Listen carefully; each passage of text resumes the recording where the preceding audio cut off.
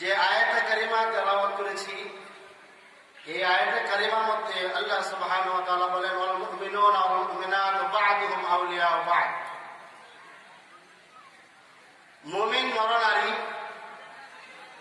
একে অপরের বন্ধু। মুসলিম নরনারী একে অপরের বন্ধু, একে অপরের সাহায্যের মধ্যে আগে আসবে, একে অপরের বিপদের মধ্যে আগে আসবে। এটাই মুসলমানের নিয়ম, ঠিক কিনা?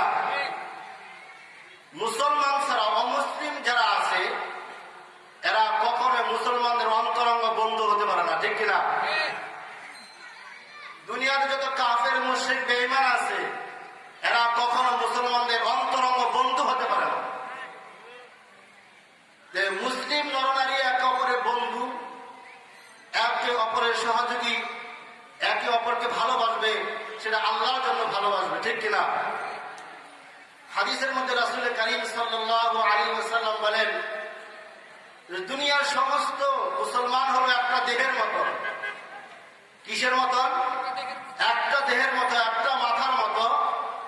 মাথার মধ্যে যদি আঘাত লাগে সমস্ত শরীরে ব্যথায় ব্যথিত হয়, ঠিক কিনা?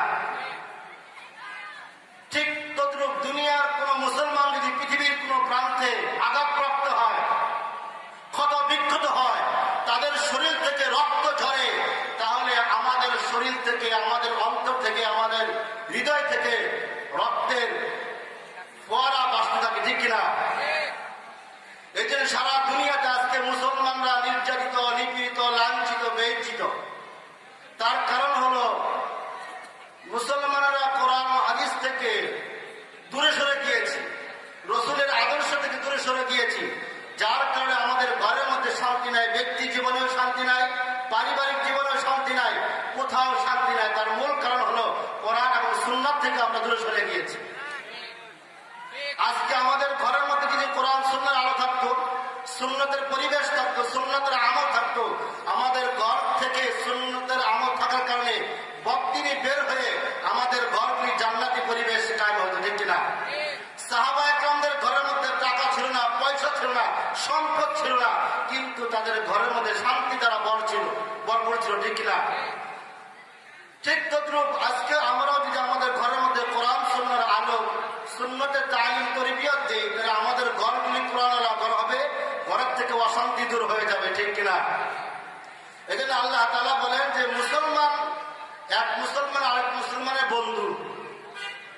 আর এই মুসলমানের কাজটা কি?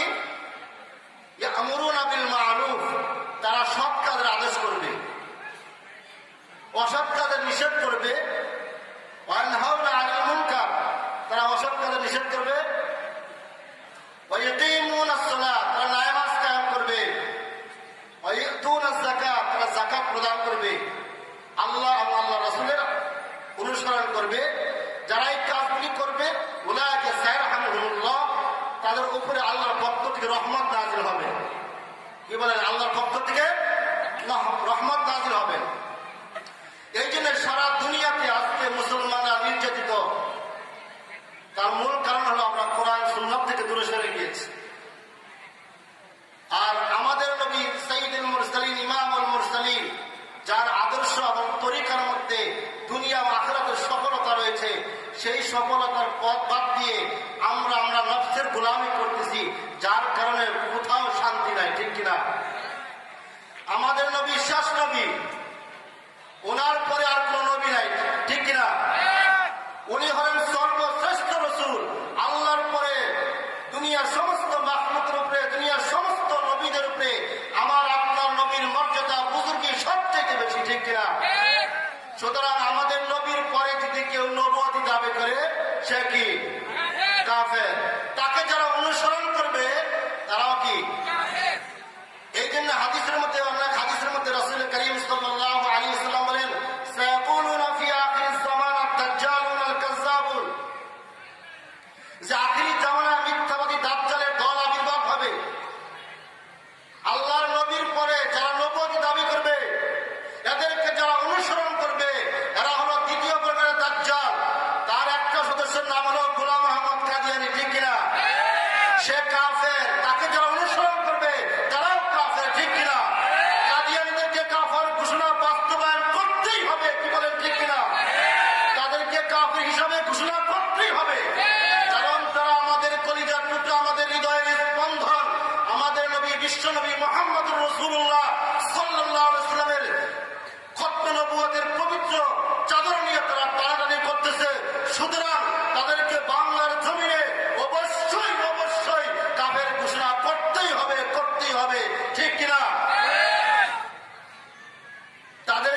কেউ অনুসরণ করে তারাও কাফের হবে।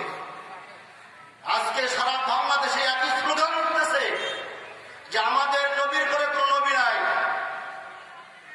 সুতরাং তারপরে যারা নবুয়ত দাবি করবে আমরা মুসলমান মুসলমান ভাই ভাই, সুতরাং দুনিয়ার কোন কাফের মুশরিক বেঈমান যদি মুসলমানদেরকে নিয়ে ছিনিমিনি খেলার চেষ্টা করে ওদেরকে দাঁত ভাঙা জবাব দেওয়া হবে, ঠিক কিনা?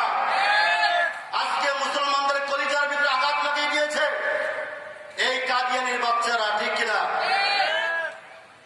এরা আমার আপনার ইমানকে ধ্বংস করে দেওয়ার জন্য, আমার আমলকে ধ্বংস করে দেওয়ার জন্য চতুর্মুখী ষড়যন্ত্রের জাল বিছিয়েছে, ঠিক কিনা? মুসলমানের দল সজাগ থাকতে হবে। মুসলমানের সবচেয়ে দামি সম্পদ হলো তার ইমান। এই ইমানটা কাফের মুশরিক বেঈমানেরা ছিনিয়ে নেওয়ার জন্য চতুর্মুখী ষড়যন্ত্রের জাল বিছিয়েছে, ঠিক কিনা? সুতরাং আমাদের সতর্ক থাকতে হবে, সজাগ থাকতে হবে যে মুসলমানদের সবচেয়ে দামি দৌলত হলো তার ইমান। যার ইমান নাই তার কিছুই নাই, ঠিক কিনা? এই ইমানকে ছিনিয়ে নেওয়ার জন্য বহুমুখী ফিতনা শুরু হয়ে গেছে। আজকে ইন্ডিয়াতে মুসলমানরা নির্যাতিত হয়েছে। ওরা আমাদের ভাই, ওরা আমাদের বোন।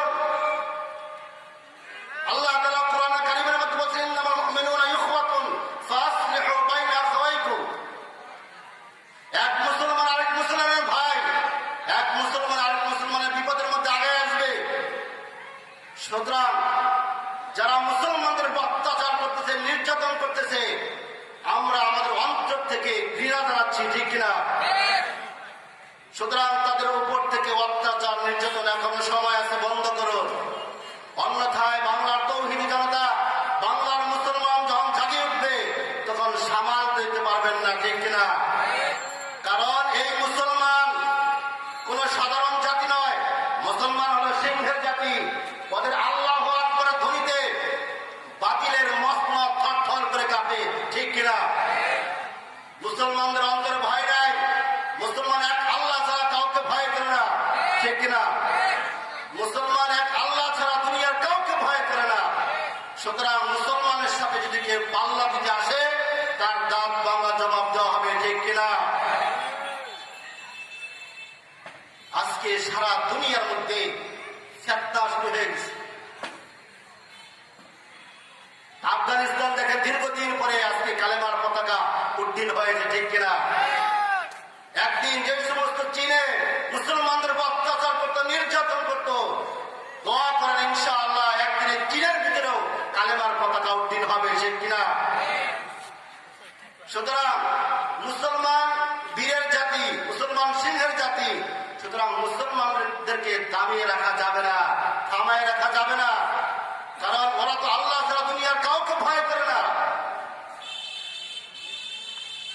আজকে মুসলমানদের উপর নির্যাতন করতেছে, অত্যাচার চলতেছে। সুতরাং আমাদের সবারই সজাগ থাকতে হবে। এই জন্য অন্য